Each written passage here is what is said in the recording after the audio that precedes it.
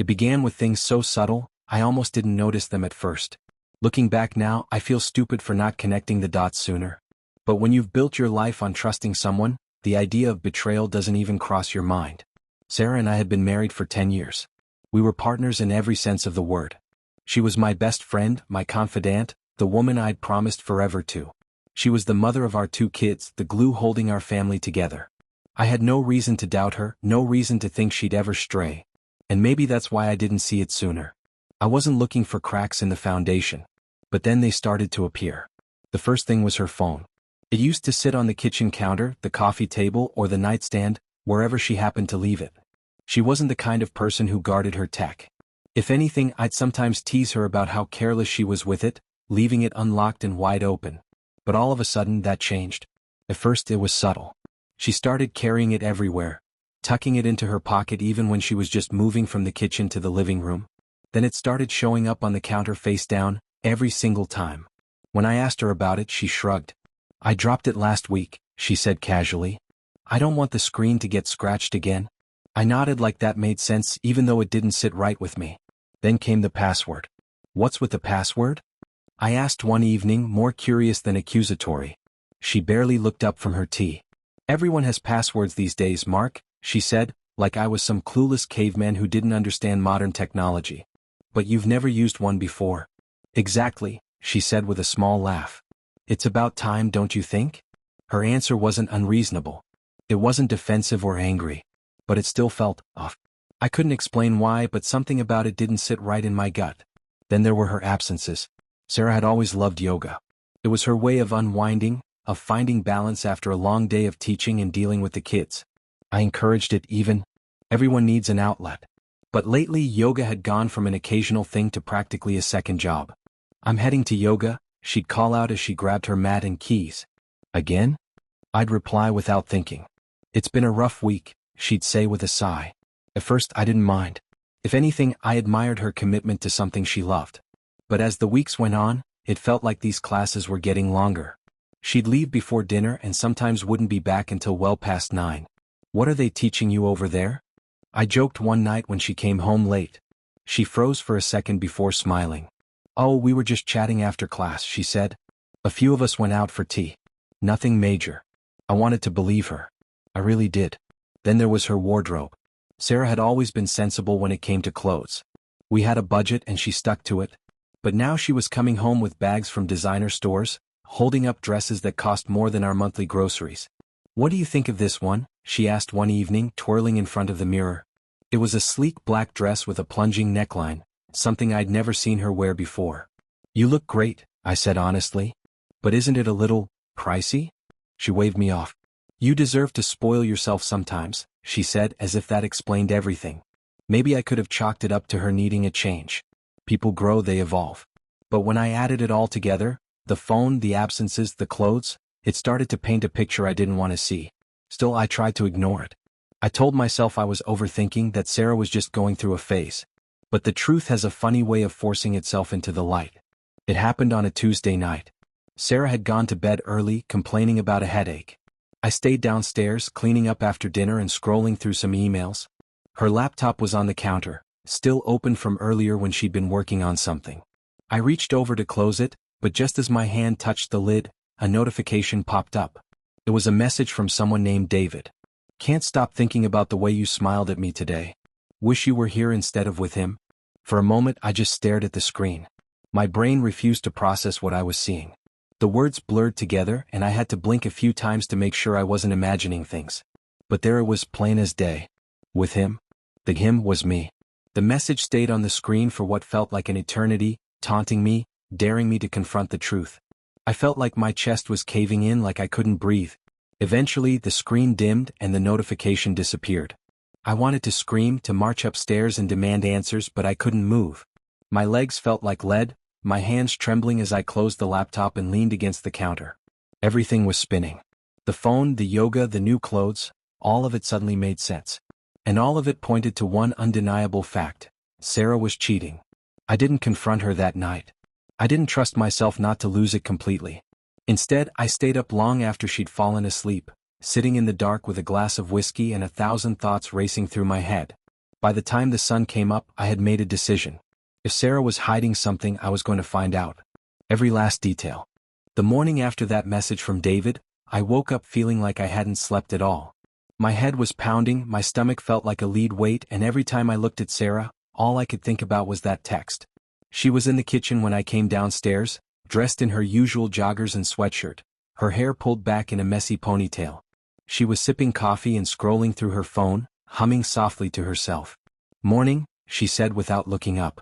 "Morning," I mumbled, pouring myself a cup of coffee. My voice sounded strange even to me. Too stiff. "You okay?" she asked, finally glancing at me. "Yeah," I said quickly. "Didn't sleep well?" She smiled sympathetically. "I told you to stop working so late. It's not good for you." I nodded, forcing a smile, but inside I felt like I was going to explode. Was she seriously sitting there, acting like everything was fine, when she'd been messaging some guy about smiling at him instead of her husband? I had to bite my tongue to keep from saying anything. I wasn't ready, not yet. Instead, I kept my movements casual as I reached for my laptop bag. Sarah's laptop was still on the counter, exactly where I'd left it the night before. "I'll see you later," I said, slinging my bag over my shoulder and grabbing my keys. She leaned over to kiss my cheek. I wanted to pull away but didn't. If she noticed my hesitation, she didn't show it. I spent the rest of the day at work, going through the motions while my mind raced. Who was David? How long had this been going on? And more importantly, how the hell was I going to find out? The answer came to me during my lunch break, when I found myself staring at an old coffee shop loyalty card I kept in my wallet. A private investigator. It wasn't something I ever thought I'd need. It felt extreme, like something out of a bad movie. But I didn't trust myself to dig up the truth on my own, and I sure as hell didn't trust Sarah to come clean. So I made the call. The guy I hired, Greg, wasn't what I expected. I guess I'd pictured someone in a trench coat with a cigarette dangling from his lips. Instead, Greg was a middle-aged man in a polo shirt who looked more like a golf instructor than a PI. We met that evening at a diner on the edge of town. "I get these cases all the time," Greg said as he stirred sugar into his coffee. "Cheating spouses, suspicious partners, you name it. You're not alone." I didn't want to hear that. The idea that this was so common, that so many people had been where I was, didn't make me feel any better. "How does this work?" I asked, trying to keep my voice steady. Greg nodded, leaning back in the booth. "You give me what you've got: names, places, schedules. Anything you think might help. I'll do some digging, get you answers." It sounded simple enough, but nothing about this felt simple. Still, I handed him a small folder I'd thrown together. A copy of Sarah's weekly yoga schedule, a list of the boutiques she'd started shopping at, and a screenshot of the text from David that I'd taken on my phone. "David," Greg muttered, scanning the text. "That the guy?" "Yeah," I said through gritted teeth. Greg looked up at me, his expression unreadable. "This kind of thing isn't easy to deal with, Mark. You sure you want to go down this road?" Did I? I wasn't sure of anything anymore. But I knew one thing: I couldn't keep living in the dark. "I need to know the truth," I said firmly. Greg nodded. "All right. I'll get started tonight." For the next few days, I felt like I was living on a knife's edge. Every time Sarah left the house, my heart raced. Was she meeting David? Was Greg tailing her? And if he was, what was he finding? Meanwhile, at home, Sarah acted like nothing had changed. She laughed with the kids at dinner, kissed me goodnight, and even started planning our annual family trip to the lake. It was maddening. Then on Friday night, Greg called. "I've got something for you," he said. His voice was calm, professional, but there was something in his tone that made my stomach churn. "What is it?" I asked, gripping the phone so tightly my knuckles turned white. "Meet me tomorrow morning." My office? When I arrived at Greg's office the next day, he handed me a manila folder. "Before you open that," he said, "I need you to understand something. What you're about to see might be tough to process."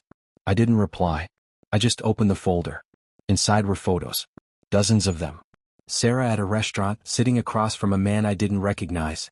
Sarah walking into a hotel, her hand brushing against his as they crossed the threshold. Sarah in a parking lot, leaning against his car as he stood inches away from her, his hand resting on her hip. My chest tightened as I flipped through the photos. Each one felt like a punch to the gut, solidifying what I'd already suspected. "Who is he?" I asked, my voice barely above a whisper.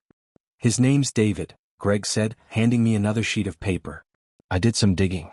"He's part of a book club your wife joined a few months ago. Works in real estate. Single, no kids." I stared at the paper, my hands trembling. A book club.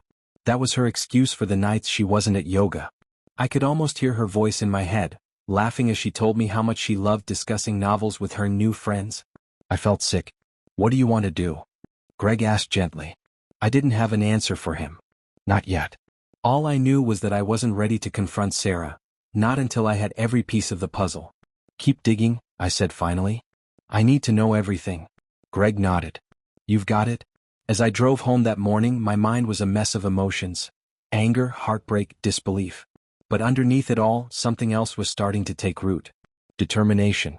If Sarah thought she could destroy our marriage without consequences, she was about to find out how wrong she was. That folder haunted me. I shoved it into the bottom of my desk drawer the second I got home from Greg's office, but the images inside it wouldn't leave my head. Sarah laughing with David in that restaurant. Her hand brushing his as they entered the hotel.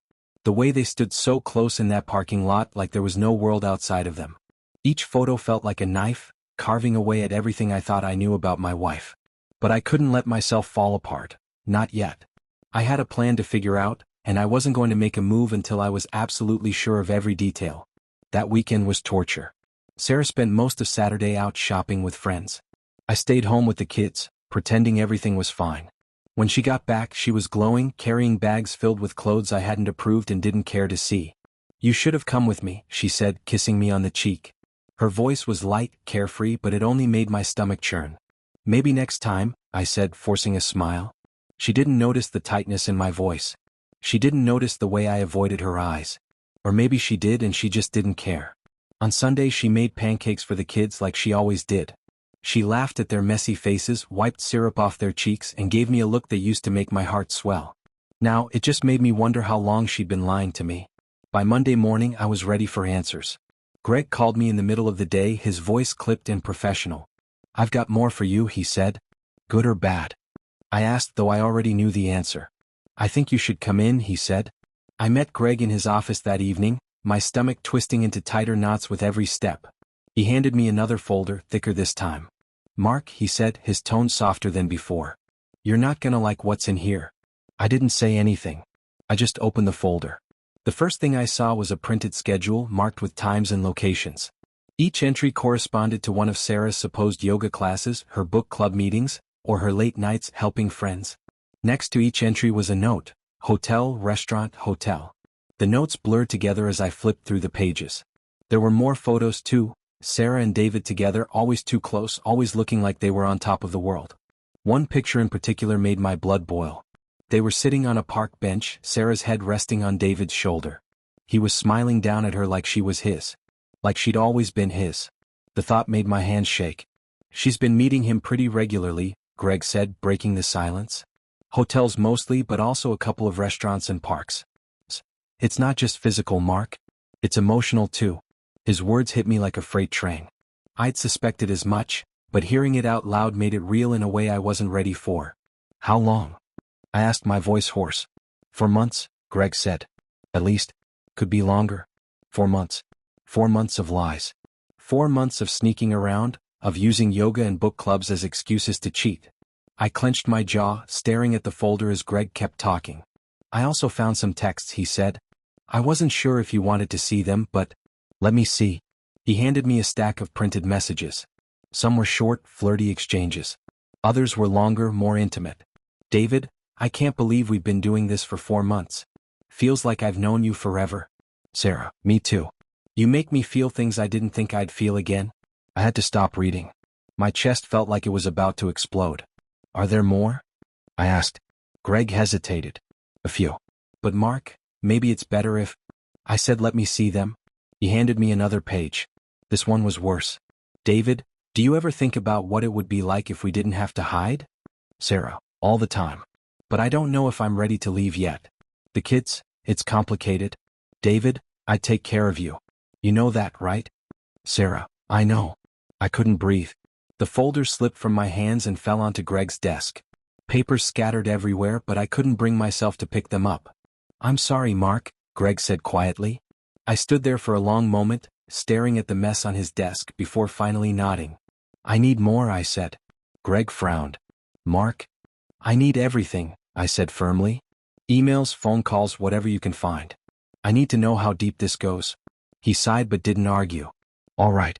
I'll see what I can do. The drive home was a blur. I don't even remember pulling into the driveway or getting out of the car. All I remember is walking into the house and seeing Sarah on the couch, laughing at something on TV. Hey, you're home late, she said, turning to smile at me. I stared at her for a moment, my throat tightening. Work ran over, I said finally, my voice hollow. She nodded, turning back to the TV like nothing was wrong. Like everything was normal. But it wasn't. Because now I knew. And knowing was about to change everything. By the time Greg called again, I was running on fumes. Sleep was nearly impossible. Every time I closed my eyes, I'd see Sarah with David. Her laughing at something he said, her leaning into him, her head resting on his shoulder. It was all so vivid, like a highlight reel of betrayal playing on a loop in my head. I'd become a stranger in my own house, caught between watching her every move and trying not to let her see the cracks forming in my resolve. The worst part was that Sarah didn't notice. Or maybe she did and just didn't care. Either way, her casual smiles and stolen kisses made my skin crawl. I'd taken to spending more time at the office, using work as an excuse to avoid her. But even there, I couldn't escape it. My thoughts were consumed by Greg's investigation, by the photos and messages that proved how little I really knew about the woman I'd married. So when Greg called on a Thursday afternoon, his voice grave, I knew something big was coming. I've got everything, he said. You ready to hear it? No, I admitted. But I need to. Meet me tonight, he said. I cleared my schedule, made some excuse to Sarah about a late meeting, and drove to Greg's office. When I walked in, he didn't waste any time. Mark, he said, sliding another folder across the desk. This is it. This is the whole picture. The folder was thicker than the last one, packed with printouts, photos, and a USB drive that Greg explained held copies of emails, call logs, and even a few recorded conversations. Where do I even start? I asked, staring at it like it might explode. Start with the emails, Greg said. They paint a pretty clear picture of where her head's at. I flipped through the folder, finding a stack of printed emails toward the back. Most were short, nothing too revealing at first. But as I read further, the tone changed. Sarah, I don't know how much longer I can do this. I feel like I'm living two lives. David, you don't have to. You know how I feel. Just say the word and we can figure something out. Sarah, it's not that simple. Mark isn't a bad guy. And the kids. I don't want to hurt them. David, but you're hurting yourself. You deserve to be happy, Sarah. The back and forth continued, each email chipping away at what little hope I had left. Then I reached one that made my blood run cold. David, did you tell him about the house yet? Sarah, no. He's been so stressed with work lately. I don't want to pile more on him. David, you have to tell him eventually. If we're going to build a future together, he needs to know. Sarah, I will. Just not yet. The house. I stared at those words, trying to make sense of them. What house? What future? My mind raced with possibilities, none of them good. Greg must have noticed the confusion on my face. There's more, he said, sliding a printed itinerary across the desk. I skimmed the page, my heart sinking with every line. Sarah and David had been meeting with a real estate agent. Several times, in fact. They'd toured properties, discussed financing, and even talked about potential renovations. She's planning a future with him, I said, my voice hollow. Greg nodded. It looks that way. I sat back in my chair, trying to process everything. The texts, the emails, the photos, it was all too much. What do I do now? I asked, my voice barely above a whisper. Greg leaned forward, his expression serious. That depends on what you want, Mark. You can confront her. You can file for divorce. Hell, you can throw all this in her face and watch her squirm. But whatever you do, do it on your terms. Don't let her control the narrative. I nodded, though I wasn't sure I even had the strength to face her yet. On the drive home, I replayed Greg's words in my head. Do it on your terms. By the time I pulled into the driveway, I'd made up my mind. Sarah was in the kitchen when I walked in, cooking something that smelled amazing. She turned to greet me with her usual smile, but this time I didn't return it. Tough day? She asked, her tone light and casual. Something like that, I said, setting my bag down on the counter. I watched her for a moment, studying the way she moved around the kitchen, so at ease, so confident in her lies. I was thinking, I said finally, maybe it's time we started working on that beach house you've always wanted.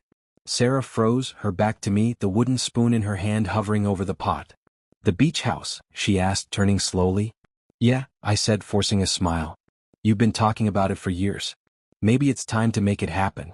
Her eyes searched mine, and for a split second, I thought I saw panic flash across her face. But then she smiled, a smile so bright and convincing, it almost made me question everything I'd seen and heard. "That would be amazing," she said, her voice warm and full of excitement. "Great," I said, pulling out a chair at the kitchen table. "Why don't we start planning this weekend? I'll even set up a separate account so we can start saving for it." Sarah nodded, her smile never wavering. But as she turned back to the stove, I couldn't help but wonder if she knew her game was almost up. Because now I had a plan. A way to show her I wasn't the fool she thought I was. And when the time came, she'd never see it coming. The next few days were some of the hardest I'd ever endured. Every time I looked at Sarah, I wanted to scream. Every time she kissed me goodbye or laughed with the kids, I wanted to throw the evidence in her face and demand answers. But I didn't. Instead, I played the role of the loving husband, keeping my anger and heartbreak buried deep. The truth would come out, but on my terms, not hers. I'd already made the first move, dangling the idea of the beach house in front of her. Now, I needed to turn that idea into a reality, at least enough to make her believe it was real. On Saturday morning, I told her I'd found a contractor to discuss ideas with. "Already?" she asked, her eyebrows lifting in surprise. "Why wait?" I said with a shrug. "You've been dreaming about this for years. Let's make it happen." She hesitated for a moment, studying my face like she was trying to read my intentions. Then she smiled, that same bright smile that used to make my heart race but now made my stomach churn. "You're incredible, you know that?" she said, wrapping her arms around me. I forced myself to hug her back, but the words felt like acid in my ears. Incredible. If only she knew. The contractor I'd found was actually Greg. He'd offered to help set up the next phase of my plan, playing the part of a professional designer who specialized in custom homes. Sarah didn't know him, of course, and Greg assured me he'd handle everything. When we met him that afternoon, he was every bit the polished professional. He wore a crisp button-down shirt and carried a leather portfolio filled with mock blueprints and design ideas. "This is Greg," I said as we shook hands. "He's going to help us figure out the details for the house." "Nice to meet you," Sarah said, her tone polite but reserved. Greg nodded, keeping his demeanor friendly but businesslike. "Mark's told me a lot about your vision. Sounds like you've got some great ideas." Sarah beamed, her guard dropping almost immediately. "I do. I've been dreaming about this for years." "Perfect," Greg said, pulling out a blueprint. "Why don't we start with the basics? Location, square footage, key features. Anything you've been envisioning, let's get it on paper." As they talked, I mostly stayed quiet, letting Sarah do the heavy lifting. She described everything in vivid detail: the wraparound porch, the open kitchen with a view of the ocean, the airy master suite with French doors leading to the balcony. For a moment, I almost forgot why we were there.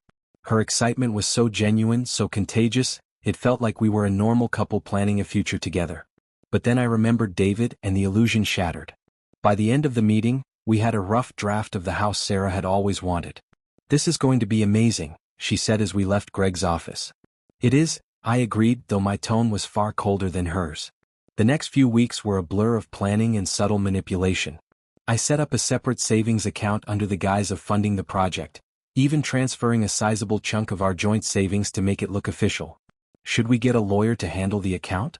Sarah asked one evening. "Nah," I said casually. "It's just for us. No one else needs to be involved." She nodded, satisfied with my answer. Behind the scenes, I kept Greg in the loop, updating him on Sarah's reactions and working out the finer details of my plan. He even created fake invoices and project timelines to make everything look legitimate. "I've got to hand it to you," Greg said during one of our late-night calls. "You're playing this perfectly." "Thanks," I said, though his praise felt hollow. "I just want her to feel the way I've felt these past few months. To know what it's like to have everything you thought was solid crumble beneath you." Greg didn't reply, but I could hear the unease in his silence. By the time our next meeting rolled around, Sarah was fully invested. She brought a Pinterest board filled with design ideas, chatting with Greg like they were old friends. "This is going to be incredible," she said, flipping through the mock blueprints. "I can't believe we're finally doing this." "Me neither," I said, my voice laced with hidden meaning. As the weeks turned into months, Sarah's excitement only grew. She started spending her free time shopping for furniture and decorations, even dragging me along to look at model homes for inspiration. "This one's perfect," she said one afternoon as we toured a sprawling beachfront property. "It's nice," I said, glancing at the price tag.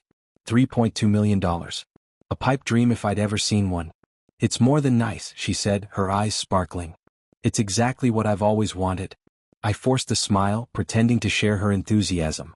But inside, All I could think about was the night I'd found David's message, the moment everything had started to unravel. By the time we left, Sarah was practically floating. "This is really happening," she said as we drove home. "Our dream house. Our future." "Our future," I echoed, the words tasting like ash in my mouth. She didn't notice the bitterness in my tone. Or maybe she did and just chose to ignore it. Either way, it didn't matter. Because soon, the future she thought she was building would come crashing down around her. And this time, I'd be the one holding the hammer. By now, the beach house had become Sarah's obsession. Every free moment she had was spent talking about it, planning for it, dreaming of the life she believed was just around the corner.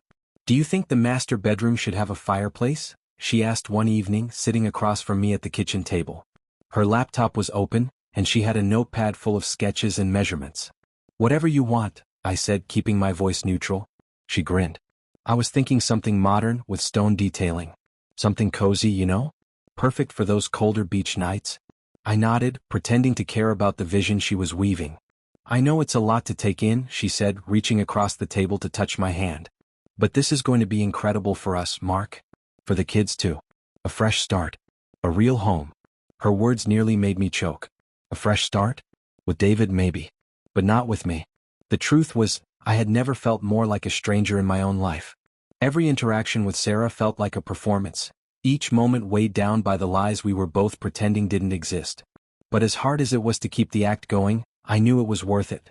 Every meeting with Greg, every fake invoice and blueprint, every staged conversation about the beach house, it was all building toward something bigger. Sarah had no idea what was coming. One night, as we sat together on the couch watching a movie, I decided to test the waters. "Do you ever think about the future?" I asked casually, keeping my eyes on the screen. She glanced at me, surprised by the question. "Of course. All the time." "What do you see?" I asked, finally turning to look at her. She hesitated, her smile faltering for just a moment before she recovered. "I see us. The beach house. The kids running around on the sand. You grilling on the deck while I sip wine and read a book." It was such a pretty picture, so perfect it almost hurt to hear her say it. But I noticed the way she avoided my eyes, the way her voice wavered ever so slightly. "And David?" I asked, keeping my tone light, almost joking. Her entire body stiffened. "What?" she said, her voice a half laugh, half stammer. I shrugged. "You spend so much time at that book club. I figured he'd be part of the picture too." She forced a laugh, shaking her head. "Don't be ridiculous, Mark. David's just a friend." "Right," I said, turning back to the TV. "Just a friend?" The tension hung in the air between us, thick and suffocating. She didn't say anything else for the rest of the movie. The following day, I met with Greg to finalize the details of my plan. "Are you sure about this?" he asked as he handed me a USB drive filled with every piece of evidence he'd gathered. "Positive," I said, slipping the drive into my pocket. "This is going to hit her hard," he said. "You ready for that?" "I'm ready," I said, though my voice wavered just enough to make Greg raise an eyebrow. He didn't push further, and I was grateful for that. The truth was, I wasn't entirely sure I was ready. But what choice did I have? For weeks, I'd been watching Sarah lie to my face, pretending to be the wife and mother she clearly didn't want to be anymore. If I let it continue, I'd be the fool she already thought I was. It was time to end this. I waited for the perfect opportunity, something big, something she wouldn't see coming. And when my chance finally arrived, it couldn't have been more perfect. Our anniversary was coming up, and Sarah had been dropping hints about wanting to do something special. "What do you think about a family dinner?" she suggested one morning over breakfast. "Sounds great," I said, forcing a smile. She beamed, clearly pleased. "The kids will love it. And maybe after dinner, you and I can have some time to ourselves." "Perfect," I said, though my heart was racing for an entirely different reason. That evening, I made a few calls, setting the wheels in motion for what would undoubtedly be the most memorable anniversary of our marriage, and the last. The night of the dinner, Sarah was in high spirits. She'd gone all out, setting the table with our best dishes and cooking a meal that would have impressed even the most discerning food critic. "This looks amazing," I said as we sat down with the kids. "Only the best for my family," she said, her smile radiant. We ate, laughed, and shared stories, the kids blissfully unaware of the storm brewing beneath the surface. And then, as dessert was being served, I made my move. "I have a surprise," I said, standing up and clearing my throat. Sarah looked up at me, her eyes sparkling with curiosity. "A surprise?" she asked, her tone playful. I nodded, pulling a small remote from my pocket. "You've been talking about the beach house for so long, I thought it was time to show you how serious I am about making it happen. Her smile widened, and for a brief moment I almost felt guilty. Almost. I pressed the button on the remote and the TV behind me flickered to life. At first, the screen was blank, and Sarah's excitement turned to confusion. But then the slideshow began. The first image was a photo of Sarah and David at a restaurant, sitting too close, laughing at something I wasn't privy to. The next showed them entering a hotel, their hands brushing as they crossed the threshold. "Mark," Sarah said, her voice trembling. "Let me finish," I said, my tone sharp enough to make her flinch. The slideshow continued. Photo after photo, text messages scrolling across the screen, emails detailing plans for their future together. The kids looked at the screen, then at Sarah, their faces a mix of confusion and fear. "What's going on?" our oldest asked, her voice barely above a whisper. I turned to Sarah, my face cold and unreadable. "Why don't you tell them?" She opened her mouth to speak but couldn't find the words. The slideshow ended with a single message displayed in bold letters. "You wanted your dream house. Now you'll need someone else to build it for you." I reached into my pocket and pulled out a manila envelope, tossing it onto the table in front of her. "Happy anniversary," I said, my voice dripping with sarcasm. Sarah's hands shook as she opened the envelope, revealing the divorce papers inside. The room fell silent. And for the first time in months I felt like I could finally breathe. The silence in the room was deafening. Sarah sat frozen, staring down at the divorce papers like they might catch fire in her hands. Her face shifted through a spectrum of emotions, shock, confusion, anger, but she didn't say a word. "Mom?" Our daughter's small voice broke the stillness. "What does this mean?" Sarah's head snapped up, her eyes wide and panicked as she looked at the kids. "It's nothing," she stammered, her voice cracking. "It's just a misunderstanding. Everything's fine." "Fine?" I said, unable to hold back a bitter laugh. "You think this is fine?" I gestured toward the TV, still glowing with the last image of her betrayal. "Go ahead, Sarah. Explain it to them. Explain how their mother spent the last 4 months sneaking around with another man while pretending to be part of this family." "Mark," she hissed, her voice low and trembling. "Not in front of the kids." "Oh, now you care about the kids?" I shot back, my anger boiling over. "You weren't thinking about them when you were meeting David in hotel rooms or planning your future with him, were you?" "Who's David?" our son asked, his innocent question hitting like a gut punch. Sarah's face crumpled, tears spilling down her cheeks. "It's not what it looks like," she said weakly. "Then what is it?" I demanded, slamming my hand on the table. "Tell me, Sarah. Tell them." She broke down completely, burying her face in her hands and sobbing. The kids stared at her, their confusion slowly turning to fear. "Why are you yelling at Mom?" our daughter asked, her voice shaking. I took a deep breath, trying to rein in the fury threatening to consume me. I didn't want to scare them, but I wasn't about to sugarcoat the situation either. "Your mom made some bad choices," I said, my voice calmer now but still firm. "Choices that hurt this family. And now we have to figure out what comes next." "Mark, please," Sarah begged, her words muffled by her hands. "No," I said, my tone cutting like steel. "You don't get to cry your way out of this. You made your bed, Sarah. Now you have to lie in it." She looked up at me, her face streaked with tears. "Can we just talk about this? Alone?" I shook my head. "You had plenty of chances to talk, Sarah. Plenty of opportunities to come clean. Instead you lied. To me, to the kids, to everyone." I stood up, turning to the kids. "Why don't you two go upstairs for a bit?" I said gently. "I need to talk to your mom." They hesitated, glancing between us, but eventually nodded and left the room. Our daughter looked back once before disappearing up the stairs, her eyes full of questions I wasn't ready to answer. As soon as they were gone, Sarah broke into another round of sobs. "Mark, I'm so sorry," she said, her voice trembling. "I never meant for it to get this far. I don't even know how it happened." "Stop," I said, holding up a hand. "Don't insult me with excuses. I've seen the pictures, Sarah. I've read the text. I know exactly how it happened." She looked away, unable to meet my gaze. "Do you love him?" I asked, my voice cold and steady. She hesitated, and that hesitation was all the answer I needed. I don't know," she finally said, her voice barely a whisper. "You don't know?" I repeated, laughing bitterly. "You've been sneaking around with him for months, planning a life together, and you don't know if you love him?" "Mark, it wasn't like that," she said desperately. It was a mistake. A horrible, stupid mistake. I love you. I love our family. If you loved us," I snapped, "you wouldn't have done this. You wouldn't have lied to me every single day, wouldn't have looked our kids in the eye while you were betraying everything we built? She reached for me but I stepped back, my heart pounding in my chest. I don't even know who you are anymore, I said quietly. Mark, please, she sobbed. We can fix this. We can go to counseling, we can… No, I said, cutting her off. There's no fixing this, Sarah. Not after what you've done. The weight of my words seemed to crush her. She sank back into her chair, her sobs growing quieter but no less painful to hear. For a moment I just stood there watching her fall apart. A part of me wanted to feel satisfaction, to revel in the justice of her unraveling. But all I felt was a deep, hollow ache. This wasn't the woman I'd married. This wasn't the life I'd signed up for. After a long silence I finally spoke. I'll stay in the house for now, I said. For the kids. But I'm filing the papers tomorrow. She looked up at me, her eyes red and swollen. What about the savings? She asked weakly. I already took care of it, I said.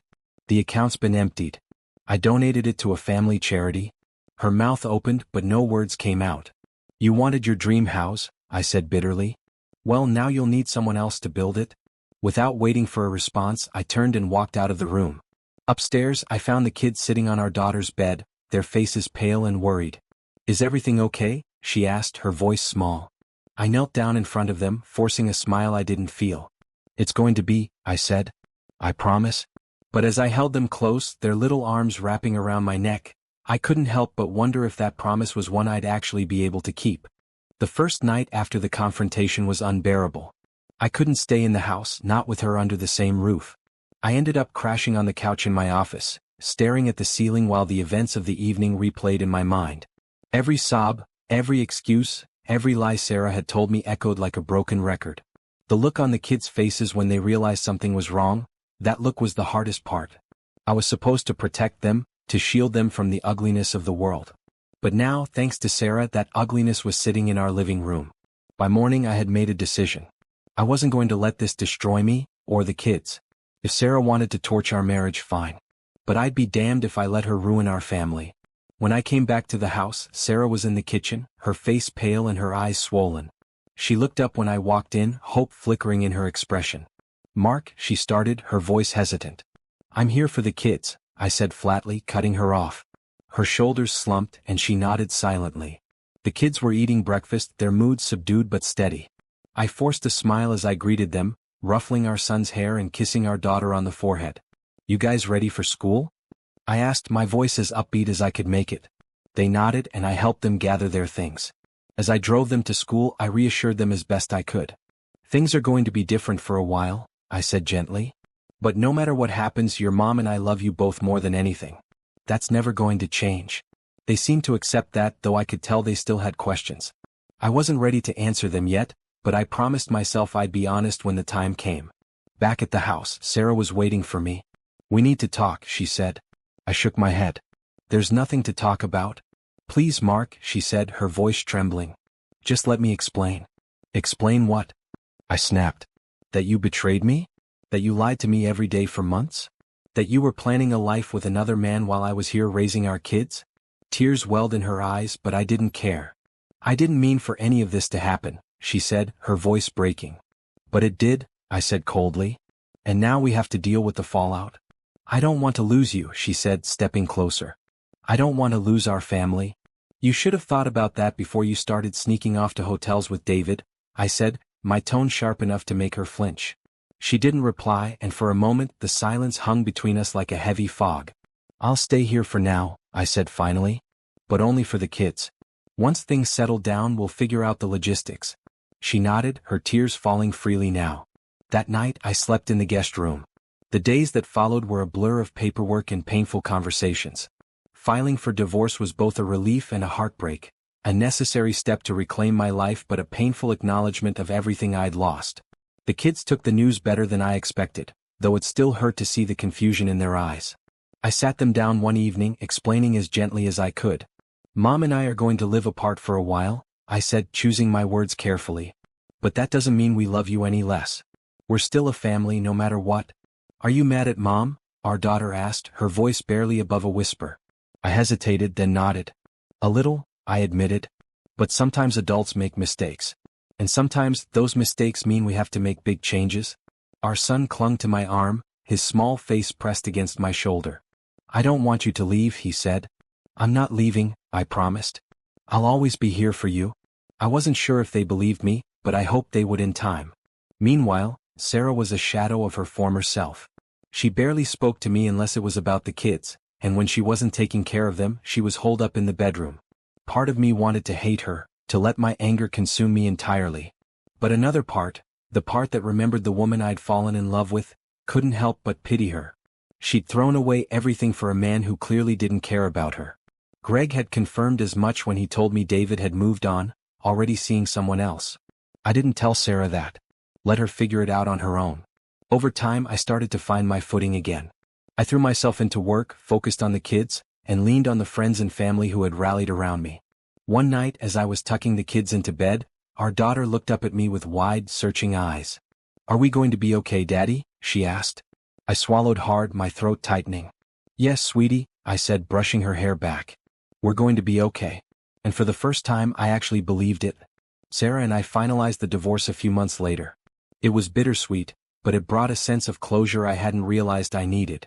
I moved into a small house nearby, close enough to stay a constant presence in the kids' lives. They adjusted faster than I expected, their resilience a reminder of what really mattered. As for Sarah, I didn't hear much from her outside of co-parenting. She was a ghost of the person she'd been when we first met, weighed down by her choices and their consequences. But that wasn't my burden to carry anymore. Because for the first time in months, maybe years, I felt free. Free to rebuild, to move forward, to create a life where betrayal no longer had a place. And as I stood in my new home looking at the pictures of my kids on the wall, I knew one thing for certain. We were going to be okay. This is where our story comes to an end. Share your thoughts in the comments section. Thanks for your time. If you enjoy this story, please subscribe to this channel. Click on the video you see on the screen and I will see you there.